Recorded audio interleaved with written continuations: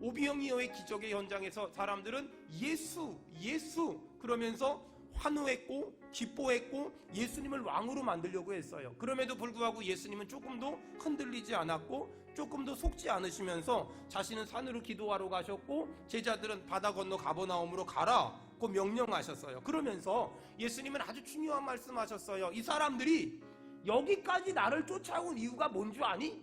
너희가 나를 찾아온 것은 표적을 보았기 때문이 아니야. 먹고 배불렀기 때문이야 라고 말했어요. 예수님을 쫓아다니기만 하면 배부를 거야 라고 본능적인 생각, 육적인 생각만을 가지고 가버나움까지 예수님을 쫓아온 오병이어의 기적을 경험한 사람들에게 예수님 뭐라고 말했냐? 썩을 양식을 위하여 일하지 말고 영생하도록 있는 양식을 위하여 하라. 이 양식은 인자가 너희에게 주리니 인자는 아버지 하나님께서 인치신 자니라. 사랑하는 여러분, 믿음으로 축복합니다. 썩을 양식을 위해 일하지 말고 영생하도록 있는 양식을 위해 일하길 주의 이름으로 축원합니다. 아멘. 영적인 양식은 누가 주냐? 인자가 준다. 인자는 누구냐? 하나님의 아들이며 사람의 아들이며 독생자 예수 그리스도를 인자라고 말합니다. 여러분, 예수를 믿으면 그분이 우리의 영혼을 살릴 것이며 아멘. 우리의 영혼을 배부르게 하실 것이며 아멘. 우리의 영혼을 풍성하게 하실 줄로 믿습니다. 아멘. 오병이어의 기적을 경험한 사람들이 예수님이 자꾸만 이렇게 자기를 구박하는 것 같으니까 예수님한테 질문을 했어요. 우리가 어떻게 해야 하나님의 일을 할 수 있습니까? 우리가 도대체 어떻게 해야 하나님의 일을 할 수 있습니까? 그랬더니 예수님 명언 중에 명언을 하세요. 28절 다 같이 읽겠습니다. 시작. 그들이 묻되 우리가 어떻게 하여야 하나님의 일을 하오리까? 29절 다 같이 읽겠습니다. 시작. 예수께서 대답하여 이르시되 하나님께서 보내신 이를 믿는 것이 하나님의 일이니라. 여러분, 하나님의 일이 뭐라고요?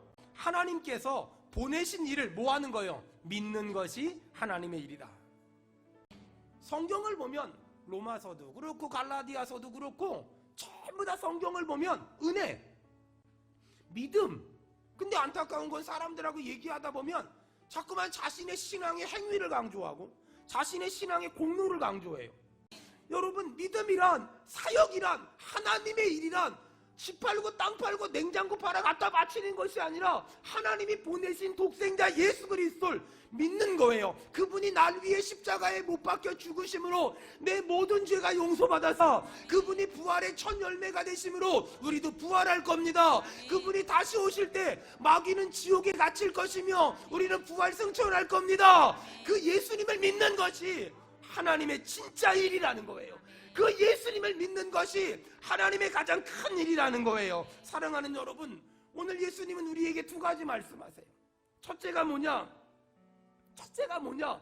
썩어 없어질 양식을 위해 일하지 말고 영원한 영적인 양식을 위해서 영원한 썩지 않을 생명의 양식을 위해 일하라고.